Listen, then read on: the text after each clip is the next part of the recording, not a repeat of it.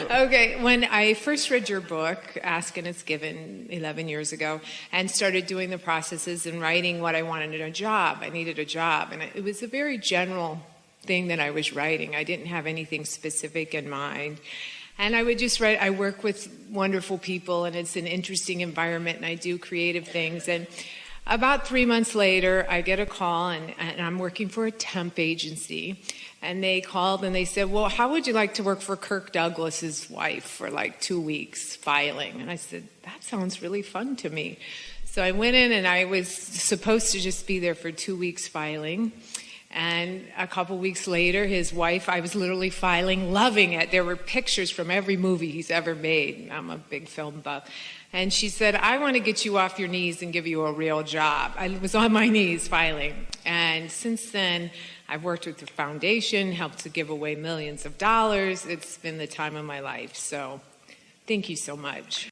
So that's a wonderful thing. And so something that is very helpful is when you are all the way over here in such satisfaction to identify what the components were that brought that about. Now let's retrace what you were saying. What did you originally say? It was very general. But you said something else. I would write, and I was very general and just described it. I wasn't all caught up in it. I hadn't been practicing the frustration of not having a job. So go back to that and tell us a little more, if you can, of how you were feeling as you were getting ready to get ready. It was just very general feeling. It felt good. There was no big one thing that I had specifically that I needed. So there you were. And what kind of things did you begin writing? I'm surrounded by interesting people. I like what I do. And can you feel how in her generality she was not pushing against anything?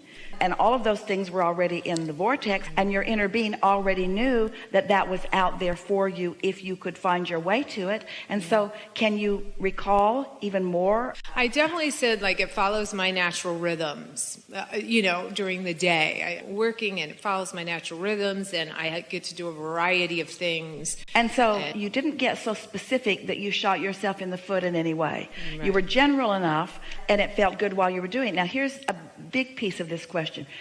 Did you feel any frustration? Did you feel any urgency? Were you trying to overcome anything? Not at the time, yeah. Not at the time. Yeah. Not about that. Isn't it perfectly logical from what you know that she could get there from there? Because there just wasn't anything junking up the trail. And so that is the path of least resistance to anything that feels like a dilemma or a solution that you're looking for. If you can recall situations where you know you moved from a place of not having to a place of having something that you want, and you identify, most important, not what you did, but how you felt as you were moving along. Wouldn't you say that there was not any angst in your vibration about that? There was no angst. And so do you all accept that the things that you want are pulsing in a very powerful way in your vortex? And can you hear from her story how she just didn't do anything to mess that up, and so it unfolded? You got to bring yourself to the place of really non-attachment and non-risk and non-worry and non-fretting.